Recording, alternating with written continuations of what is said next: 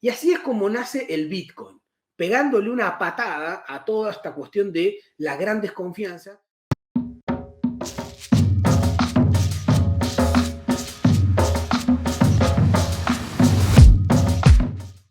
Acá el primer punto es que generalmente se confunde lo que es la cadena de bloques con el Bitcoin, es decir, con una moneda, una criptomoneda. Y en realidad está bien confundirlas, porque tuvieron un desarrollo en paralelo. No existiría una sin la otra y la otra sin la una. Es decir, lo primero que quiero decir es que si bien se iniciaron juntas, el Bitcoin y la cadena de bloques, como gran tecnología, en realidad lo que podríamos decir es que en el mismo momento que nacieron, se empezaron a separar, ¿no? Una es la posibilidad de existencia de la otra y, digamos, el fin último que era generar, por ejemplo, una criptomoneda, una nueva forma de valor y de transacción de algunos valores, lo que fue dando como resultado es el emergente de toda una nueva tecnología y una forma de intermediar, de generar transacciones y de generar comercio electrónico, que todavía no está del todo establecida, pero que se va viendo que prácticamente el futuro va por este lado. Entonces dijimos que Bitcoin y blockchain están juntas en el inicio. ¿Desde qué inicio estamos hablando? No existen desde hace mucho tiempo, existen desde el 2008 en adelante. Y específicamente se presentaron no a través de un paper académico, uno podría decir, bueno, pero qué interesante esta tecnología, seguramente nació de alguna usina científico-tecnológica, de algún laboratorio, de algún centro, ¿no? Internet tiene una larga tradición de haber nacido y haberse desarrollado, de haberse expandido gracias a los desarrollos científico-tecnológicos, también militares para la defensa, además de haber generado grandes empresas, que son empresas muy innovadoras, tanto en Estados Unidos, después en China o en diferentes partes del mundo. Bueno, no. El blockchain y el Bitcoin nacen en el 2008, pero no a través de un paper científico, sino que nacen a través de un paper que tiene toda la estructura de un paper científico, es decir, de un artículo científico o de una ponencia en un congreso, pero que en realidad no se publicó en ningún otro lado más que dentro de una red comunitaria, dentro de una red de quienes estaban en ese momento muy interesados en trabajar la idea de una moneda digital. Y este es un punto interesante, porque el white paper, ¿no? Digamos, ese artículo blanco, que uno podría decir, es un artículo que se presenta en una comunidad, no se presenta en una revista científica, pero tiene una particularidad extraordinaria, y es que no se sabe bien quién lo terminó escribiendo. Aparecen con un seudónimo, que es Satoshi Nakamoto, pero que nadie sabe bien quién es Satoshi, ¿no? Puede ser una persona física, un conjunto de personas físicas, como una comunidad, o también alguien que en realidad trabajó durante mucho tiempo, o un grupo durante mucho tiempo, que no se podría identificar quién es, y que efectivamente podría ser una gran corporación. No se sabe quién está de fondo. Este es un primer punto interesantísimo, porque básicamente en ese momento, el Bitcoin y el blockchain juntos intentan voltear o intentan subvertir, bypassear, ir más allá de lo que era el sistema financiero internacional. Es decir, intentan generar una moneda digital basada en criptografía, armar una red que le pudiera dar sustento a otros intercambios sin que pase por la forma habitual donde se realizaban pagos y transferencias a nivel internacional. Es decir, querían dejar de lado los bancos, querían dejar de lado los bancos centrales o todas las autoridades en relación a esa confianza que todavía hoy tenemos en relación a nuestras instituciones más bien nacionales, tal vez regionales y tal vez a nivel internacional. Quisieron básicamente quitar eso de lado y generar una red que pudiera, como Internet, pero un poco más sofisticada y con algunos detalles, que pudiera sostener los intercambios y las transacciones en diferentes tipos de comercio. Y así es como nace el Bitcoin. pegándole una patada a toda esta cuestión de la gran desconfianza de las sucesivas crisis, sobre todo la crisis del 2007 y 2008 en Estados Unidos, una crisis eminentemente financiera, de un relajamiento para el otorgamiento de crédito y una especie de trampa del sistema donde te endeudaban cada vez más. Digamos que nosotros sabemos bien cómo funcionan estas cuestiones de las deudas. Entonces, un poco la idea del Bitcoin más el blockchain, juntos, dos desarrollos que van juntos, se inicia así. Vamos a dejar de lado las criptomonedas por un rato, ¿no?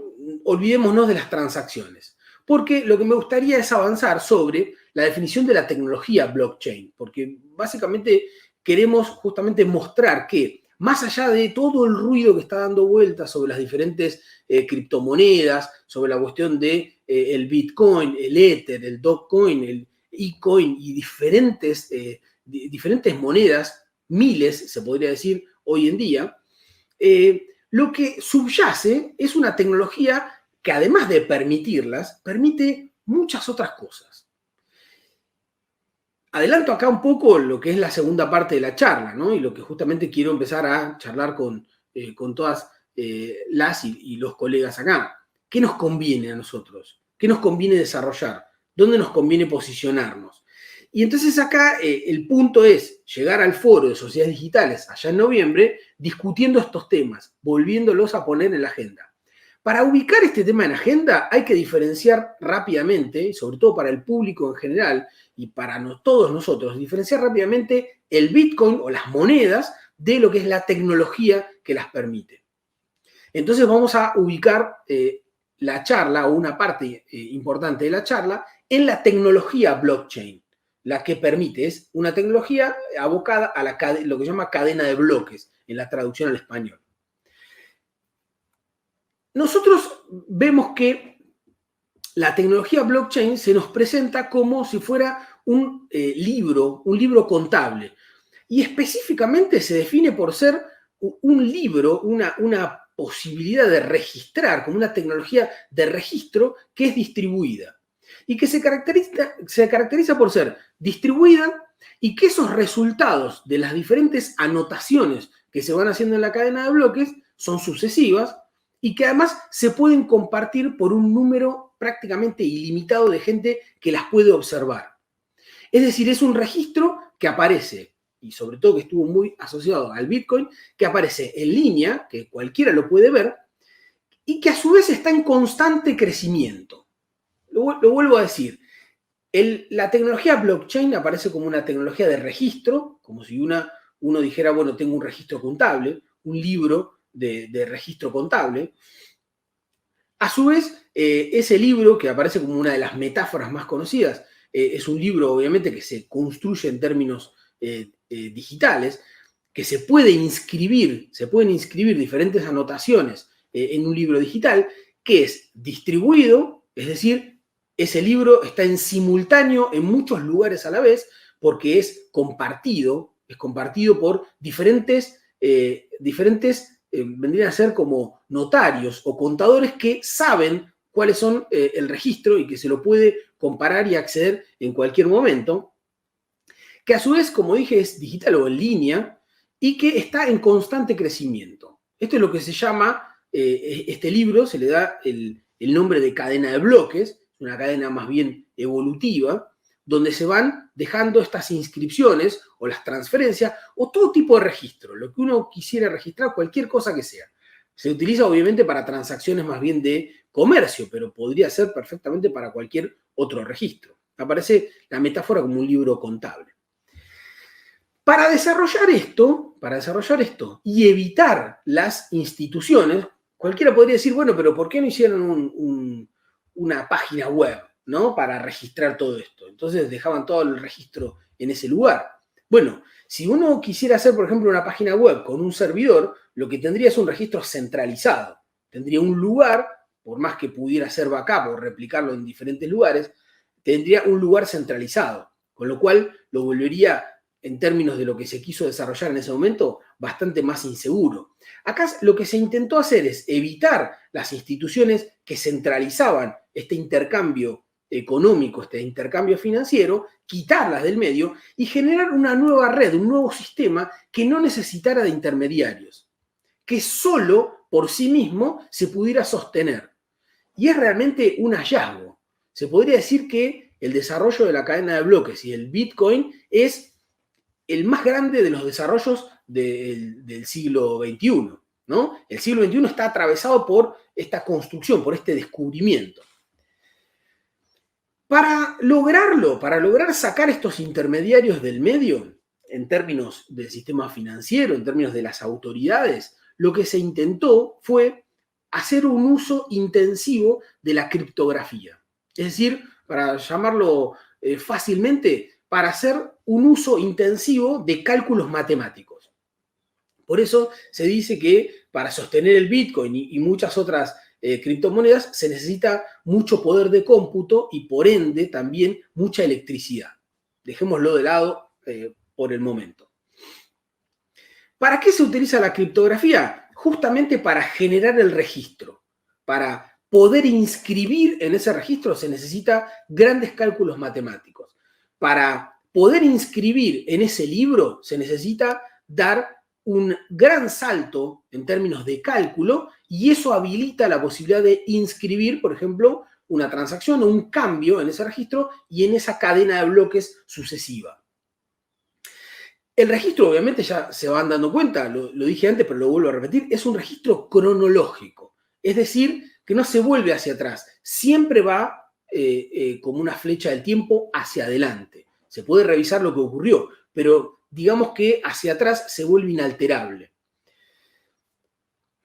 Estos intercambios y transacciones, que pueden ser millones a nivel internacional, tienen obviamente un peso bastante grande, ¿no? Se necesita a su vez una infraestructura bastante grande para poder conseguirlo. Entonces, lo que se pensó inicialmente era una red de muchos que pudieran procesar esta información y que pudieran inscribir en esta cadena de bloques. Uno de los puntos más interesantes es que si muchos pueden ver cuáles son las transacciones, esta forma de registro da un modelo de gestión bastante transparente. Si las copias de todo lo que se registra y quienes pueden inscribir en este libro son muchos y se puede revisar y está en línea, muchos van a decir, y obviamente fue lo que ocurrió, que este modelo es un modelo transparente, es un modelo que, si bien todos lo pueden revisar, tiene un condicionamiento y es que no todos pueden inscribir. Y acá viene un poco una de las cosas más importantes que me gustaría comentarles.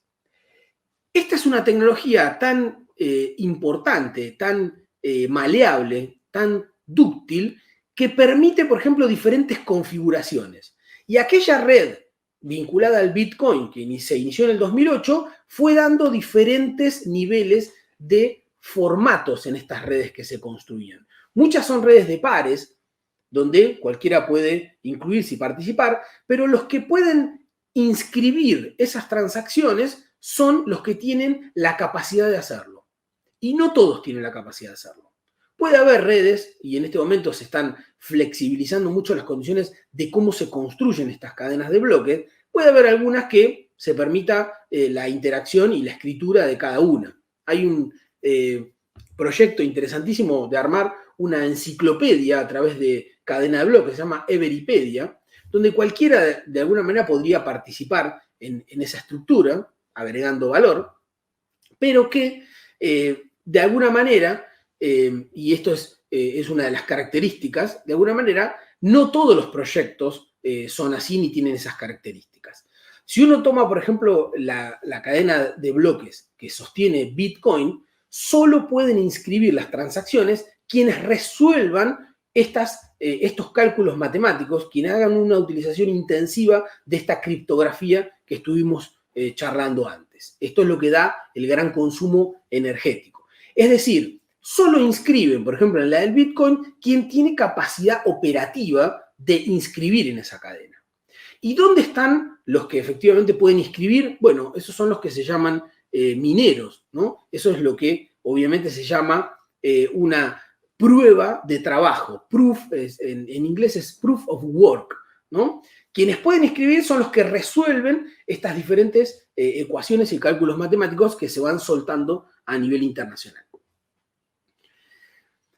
¿Existirían otras formas de poder escribir en esta cadena de bloques? Sí, desde las más complicadas y sofisticadas hasta las más completamente desestructuradas y directamente libres. Es decir, la tecnología blockchain, a diferencia de lo que uno puede leer y suponer inicialmente, te permite absolutamente todo el abanico de posibilidades de armar todo tipo de redes. Obviamente, algunas son más seguras que otras.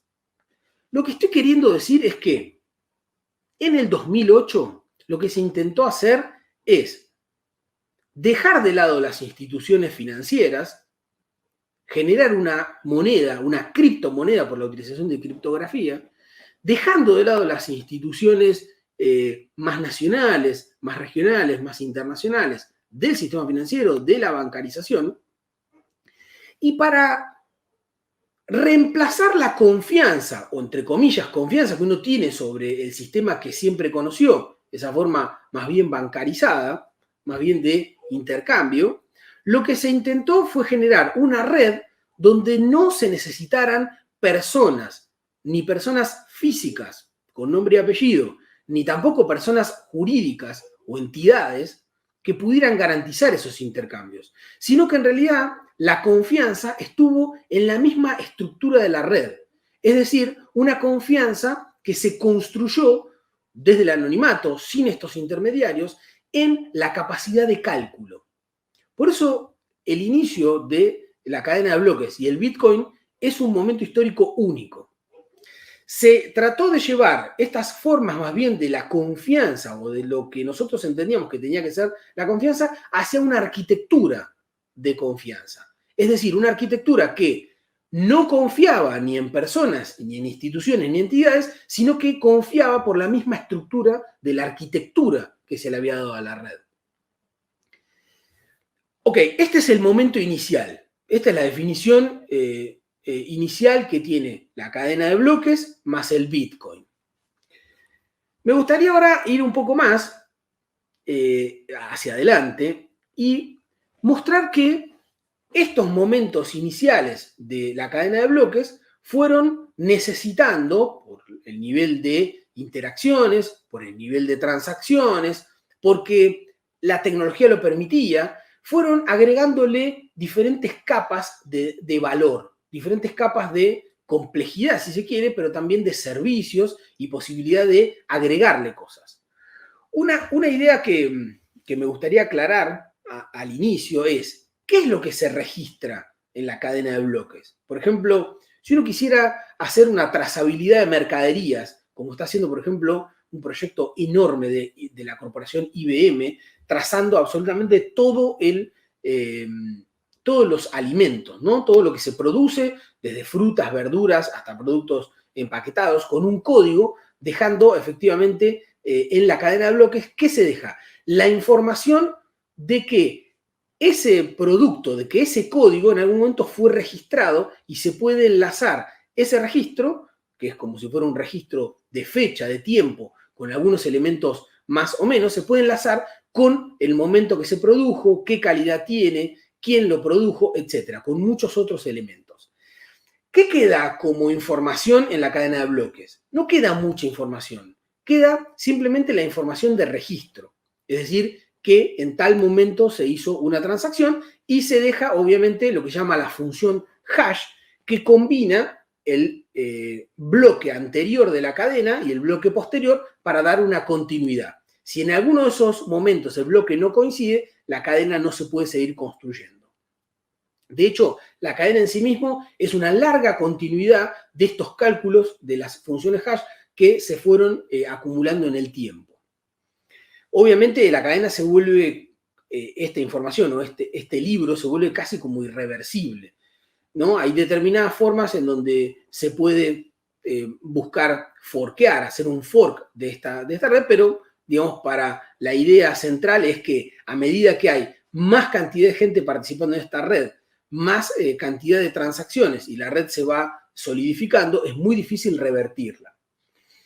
Es una cosa importante de aclarar es que estas redes son públicas, pero tranquilamente podrían no serlo. La de Bitcoin obviamente tiene la publicidad de todas las transacciones que cualquiera puede llegar a revisar. Esto es un punto importante porque muchas veces se piensa que estas redes son anónimas. En realidad, uno puede hacer la transacción con un seudónimo o de forma anónima, pero la transacción se puede rastrear y se puede traquear perfectamente y es pública por estar justamente en la cadena. Bueno, ¿cuántos usos de la cadena de bloques de esta tecnología blockchain hay en este momento? Bueno, ilimitados. Ilimitados. ¿Por qué? Porque a medida que fue desarrollándose esta tecnología y se fue separando esta tecnología de una criptomoneda, las utilizaciones que se podían dar sobre esta estructura tecnológica empezaron a crecer. Y toda la parte pública, hace muchos siglos, y toda la parte política requiere de ciertos niveles de publicidad, ya sea de los actos de gobierno, ya sea de las cuestiones contables, de la parte impositiva. Es decir, todo lo que de alguna manera requiera de cierto nivel de, en inglés es accountability, cierto nivel de transparencia, de dar cuenta de que hay algo que está financiado con dineros, por ejemplo, públicos, o hay algo de lo privado que en algún momento se tiene que generar como un documento, como una declaración jurada. Todo lo que de alguna manera es un registro puede utilizar estas tecnologías. Y de hecho aparece como una utilización natural. Todavía no lo vemos, pero vamos camino hacia eso. Es decir, ¿por qué son infinitas las posibilidades de utilizar cadena de bloques? Básicamente porque venimos utilizando registros desde hace muchísimo tiempo como seres humanos. Todo lo que se puede registrar, de hecho, puede utilizar una cadena de bloques. Ahora, se va a necesitar una cantidad enorme de criptografía en relación a certificar o en relación a dar una construcción de cierta confianza en este tipo de redes. No. Y esto es importante verlo. Así como la del Bitcoin se desarrolló como una red que no requería de confianza entre personas físicas o personas jurídicas o autoridades nacionales, eso se fue relajando y hay muchas otras redes de cadena de bloques que en realidad empiezan a ser como intermedias. Algunas empiezan a ser más privadas, otras son lo que llaman permisionadas y algunas empiezan a ser híbridas. Entonces, algunas empezaron a utilizar, por ejemplo, personas, o se empezaron a construir entre personas que tenían confianza, por ejemplo, diferentes bancos, por ejemplo, diferentes agencias gubernamentales, donde no se necesita saber o no se necesita no confiar en el otro y generar una arquitectura basada en la criptografía. Directamente se confía porque se firman acuerdos. A su vez hay muchos desarrollos privados en este momento. Es decir, todas aquellas características que uno ve desde el inicio, que fue un gran hito histórico entre el Bitcoin y la cadena de bloques, hoy en día, en realidad, no tienen esas características y la tecnología fue mutando hacia otros desarrollos bastante más grandes. ¿Cuántos? Dijimos que los usos son infinitos, pero ¿a qué se están aplicando en este momento? Bueno, a todo tipo de trazabilidad, desde cuestiones tan elementales como la comida, hasta los medicamentos, hasta cuestiones tan elementales como las transacciones de comercio, ¿no? Por eso hay tantas monedas. Pero también está empezando a utilizarse intensivamente la cadena de bloques para registros que tienen que ver, por ejemplo, con la salud y las historias clínicas. A su vez hay un desarrollo enorme con este tipo de registros de cómo se va dejando público algo que se puede ir traqueando, que se puede generar trazabilidad, y se está mezclando con otros desarrollos tecnológicos, como por ejemplo lo que llama el Internet de las Cosas, o la robótica, o en estos momentos la inteligencia artificial. Digamos, para esto vamos a necesitar explicarlo muchísimo más en detalle. Podríamos ir dejándolo acá. Lo que quiero decir es, existen muchas utilizaciones de la cadena de bloques. Termino con esta reflexión, que es el segundo punto. ¿Qué nos conviene desarrollar en la Argentina? Si uno dice, bueno, empieza a ver que rápidamente hay desarrollos de criptomonedas que empiezan a tener un tufillo nacional. Algunos desarrollos de estos criptoactivos fueron y tuvieron cobertura. Por ejemplo, el petro en Venezuela, por ejemplo, la experiencia de Kenia. Y siempre está ahí a la mano la posibilidad de decir, bueno, El Salvador adoptó el Bitcoin como una moneda de curso legal también para poder generar intercambios de divisas al interior o comprar un kilo de pan o cualquier cosa, ¿no?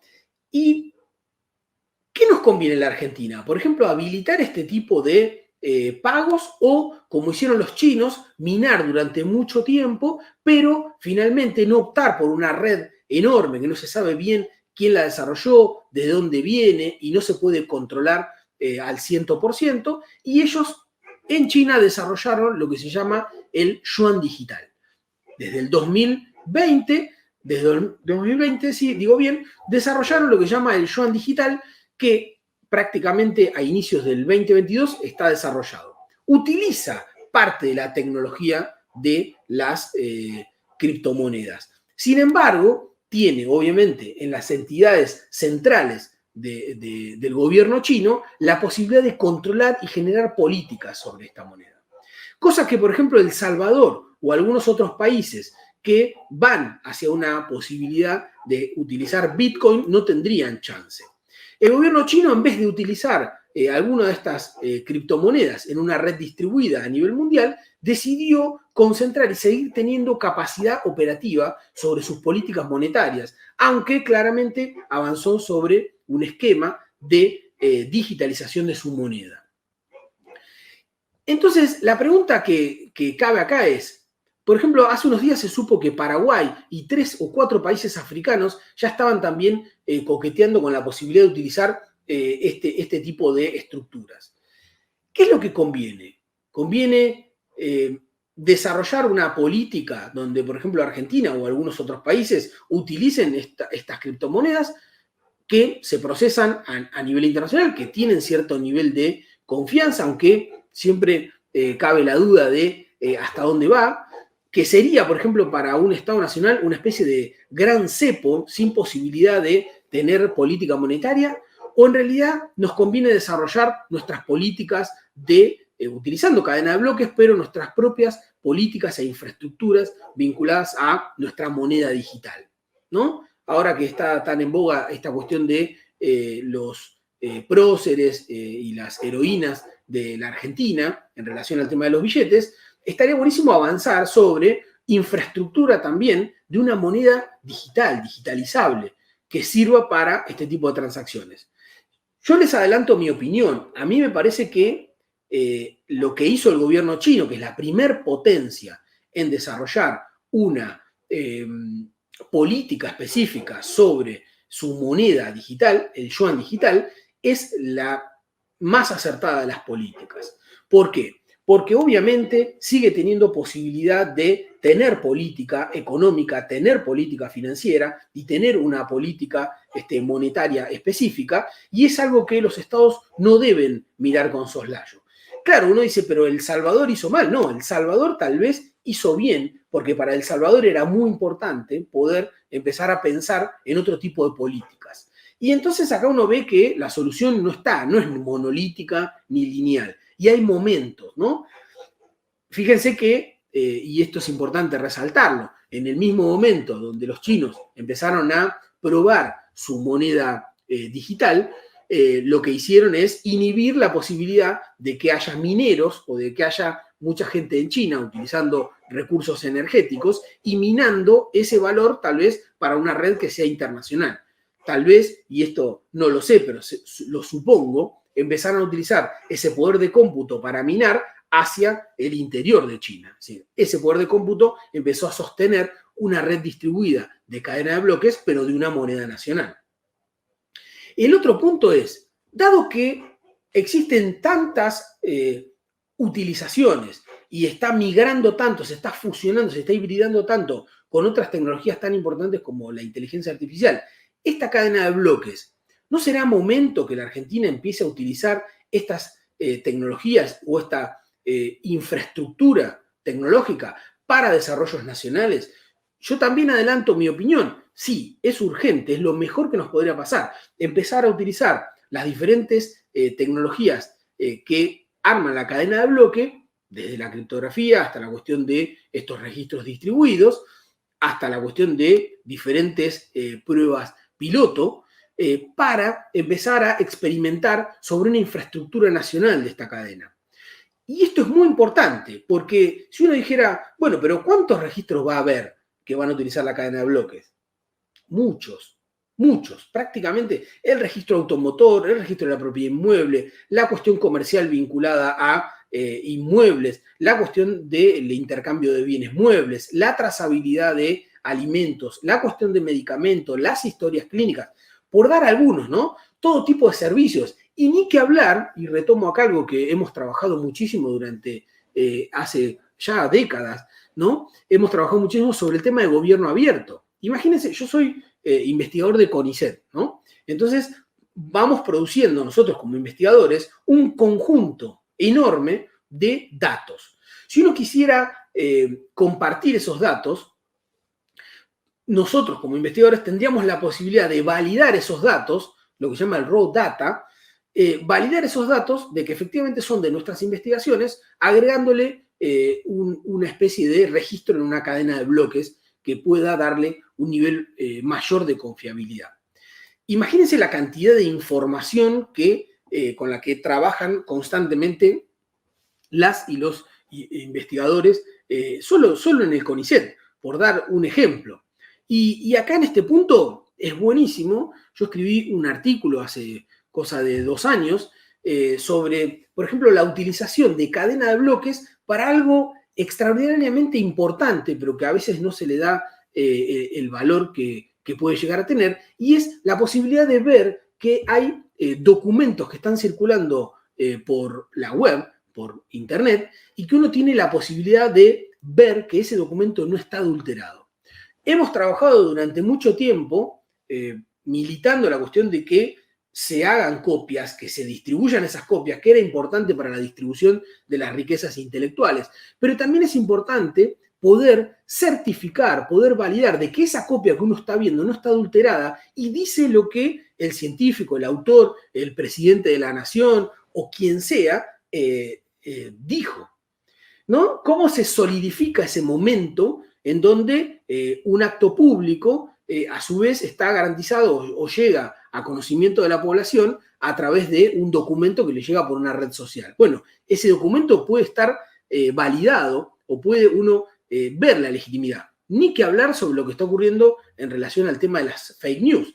Y hay muchas iniciativas, y ya sigo pasando y pasando y pasando por temas, muchas iniciativas de gestión colectiva del derecho de autor. O los medios públicos en la Argentina podrían empezar a utilizar este tipo de tecnologías nacionales, una infraestructura nacional, para decir, bueno, acá se pasaron determinadas obras, o la gestión colectiva del derecho de autor y los derechos conexos podría empezar a utilizar estas iniciativas, como ya está ocurriendo, por ejemplo, en Italia con la SIAE, ¿no? Que sacó unos cuantos tokens. Tokens vendrían a ser como pequeñas piezas de información que a veces sirven para transaccionar o que a veces sirven para validarse en algunos sitios y que de alguna manera están muy asociadas a esto que estuvimos charlando, que son los NFT, ¿no? Los tokens no fungibles. Seguramente habrán escuchado, pero